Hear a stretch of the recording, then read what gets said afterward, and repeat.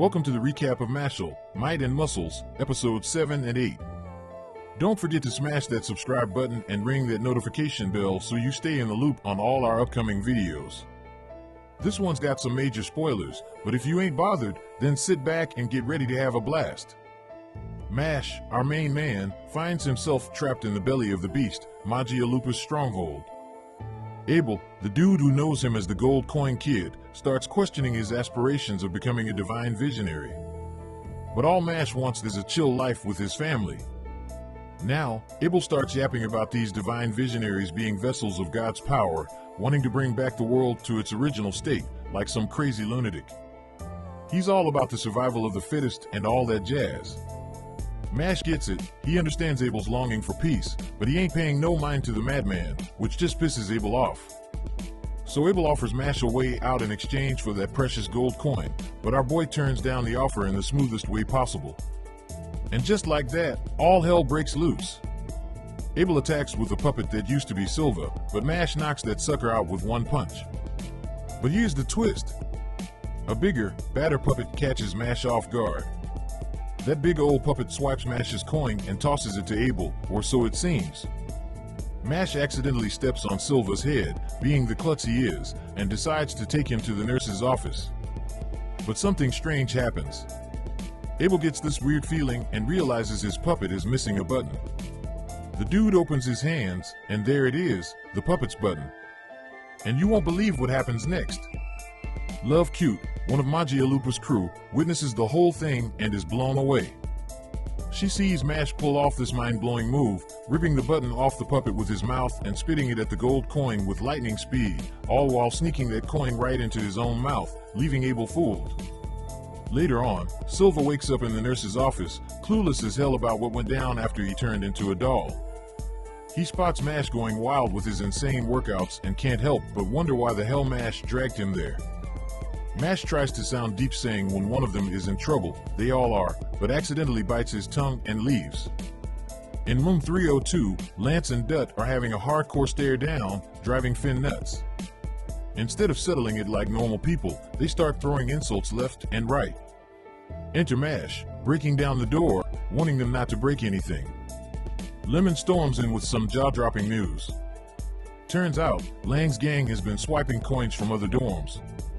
And guess what? Without any upperclassmen to put him in their place, they could end up having divine visionaries. Well, Mash, Lance, and Dut ain't having any of it. Meanwhile, thanks to his shenanigans, Wahlberg drops the hammer on Mash, ordering him to clean up the owl's pad for a whole week. But Lance steps up like a true friend, ready to watch Mash's back in case Lang students come for them. As they're doing their thing, two members from Magia Opus, Olor and an answer, roll up on Mash, demanding his coin. No time to waste, these dudes attack Mash and Lance head-on. Olor whips up a watery trap for Mash, and Answer tosses a big-ass shuriken at Lance. Mash starts panicking because he can't swim, while Lance is about to bring the heat with his gravity magic. He spots some innocent owls nearby and refuses to hurt them. That's when Answer goes for the kill, aiming at Lance, but instead of fighting back, he shields those owls like a hero. Using his mad gravity skills, Lance leads the owls away from danger. This sets Answer off big time, and he unleashes a wicked spell, but Lance ain't even phased. He counters that attack like it's nothing. In the sea field, Olor's laughing his head off, thinking Mash can't escape. But wait for it, something zooms past Olor at lightning speed. That dude's mind is blown cause no regular human can swim like that. But guess what? Mash defies the odds, showing off his hidden swimming talent. Olor starts feeling the thrill of being the prey as Mash swims circles around him. Ready to get serious, Olor morphs into a monstrous shark. But here's the thing, Mash couldn't care less about his fancy transformation. He straight up overwhelms Olor with a flurry of punches. Meanwhile, Lance is watching this epic battle unfold and snatches a shiny gold coin from Olor. He's starting to think that Magia Opus ain't as tough as they thought. Out of nowhere, another enemy member named Abyss Razor shows up in a flash, shutting down Lance's magic moves. Mash, never one to back down, tries to throw a punch at Abyss, even with his intimidating aura. But before he knows it, Abyss teleports behind Lance, dodging the attack. He apologizes for the scare and admits he just wanted to see their skills in action. Then he vanishes, promising a rematch in the future. Lance realizes he may have underestimated Magia Opus. Outside, Abyss notices cracks in his own mask and realizes that Mash shares his insane speed and lack of magic. Looks like they might have something in common. Episode 7 ends here, and if you're digging these videos, smash that like button and hit that subscribe. And hey, I want to hear your thoughts too, so drop those comments below. Now, let's dive right into episode 8. Alright, so Rhodes Emus, the badass magma master from the legendary Orca Dorm, squares off against the mysterious Abyss. Now, word on the street is that Orca folks are usually pretty chill, but Rhodes is about to blow your mind. But guess what? Abyss effortlessly kicks his butt and snatches his shiny gold coin like it's no biggie. Meanwhile, Lance spills the beans that Magia Opus ain't the type to sit around and twiddle their thumbs. They gotta make the first move. Here's the catch though, the school keeps the location of each dorm a secret just to stir up some rivalry. Sounds like a dangerous game to me. The funny thing is, Mash couldn't care less cause he's all focused on his cream puffs. Out of nowhere, Lemon bursts in, freaking out about something being wrong with Tom. So the gang rushes to the infirmary, and there's Tom, looking like he got sucked dry.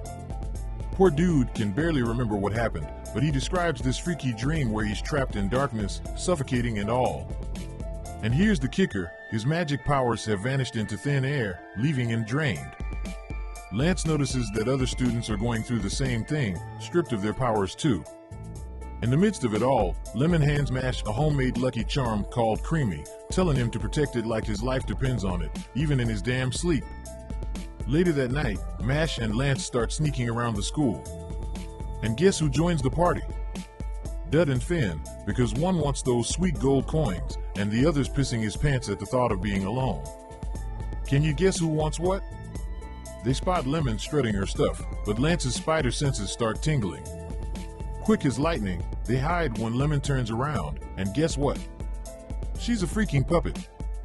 They get all curious and decide to tail her, but she leads them straight to a dead end. Just when Finn and Dut are about to lose their shit, Lance works his magic and uncovers a hidden door. Dut tries blowing the door open with his magic mojo, but no dice. But hey, no worries, because Mash saves the day by grabbing a knight's armor and busting that door open like a freaking boss. Behind that door, they step into an epic arena. Out of nowhere, Shun Getsuku from Lang Dorm shows up. Third Fong sent him to stop our crew. And to move forward, they gotta put their coins on the line and take him on. Dut steps up because he can't stand those handsome dudes. Mash and the gang brace themselves for Dut's jealous rant, and you bet your ass he goes off about living his dream and swearing to take Shun down. Shun ain't one to back down either, so whips out his rose whip and gets ready to throw down with Dut. Meanwhile, Headmaster Wahlberg gets called in by the Bureau of Magic. The bigwigs there drop the bomb that 6 death row inmates busted out of Hecatrice. Back in the arena, Dut comes at Shun with his magic, but Shun ain't having it. He blocks it with his rose whip. He knows they beat Silva's ass, but as a single liner, he's got what it takes to be even stronger than those double liners. Dut unleashes his Explom bomb and plants bomb marks all over Shun.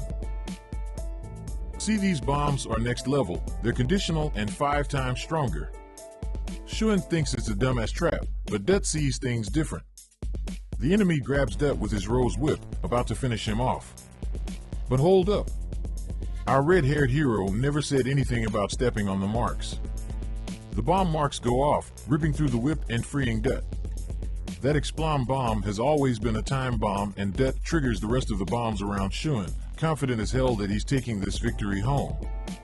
So, they totally beat Shun's butt, but guess what? The whole crew starts sinking into the freaking ground and gets split up into different rooms. Lance finds himself face to face with this dude named Worth Mad, who really wanted to fight Mash. Turns out, Worth is the third Fong from this gang.